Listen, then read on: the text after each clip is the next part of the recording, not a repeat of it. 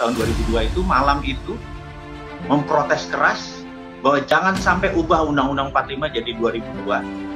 Dan ternyata hari itu terjadi, diubah Undang-Undang 2002. Undang-Undang 2002 yang saya protes adalah hilangnya GBHN, Garis Besar Haluan Negara, sehingga kebijakannya saat ini adalah per 5 tahun tergantung pemerintahnya.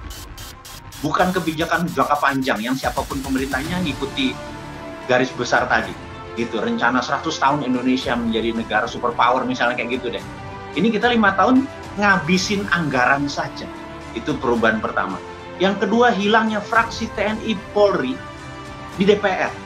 Bayangin, ada 2 juta sahabat kita, saudara kita, tidak punya suara. Padahal dia adalah garda terdepan pertahanan. Harusnya saya minta usul, balik lagi lah. 2-3% atau setiap satu fraksi ada satu TNI Polri gitu ya. Mereka ngerti apa itu bela negara. Sementara anggota DPR ini dengan bayar mereka jadi ke sana, mereka tahu apa tentang bela negara. Entah bagaimana sampai sekarang protesnya ini kok cuman sedikit orang yang menyadari bahwa itu pengebosan.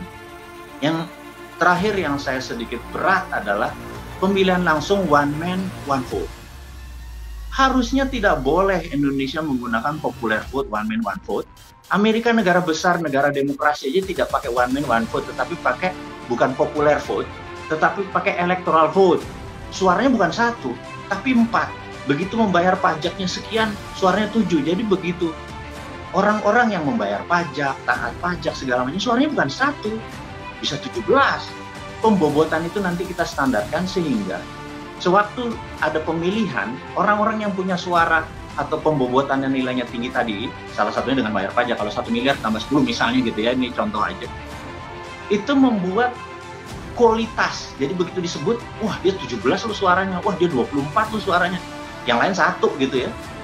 Nah, orang-orang yang punya suara atau electoral vote ini bisa membelokkan. Jadi misalnya zamannya Trump, itu dia secara populer vote kalah, Hillary menang, tapi negara waktu itu mau perang sama Tiongkok, para orang-orang yang memiliki electoral vote yang suaranya besar tadi, itu udah Trump aja deh, kayaknya kalau Hillary lawan Tiongkok lewat nih gitu ya.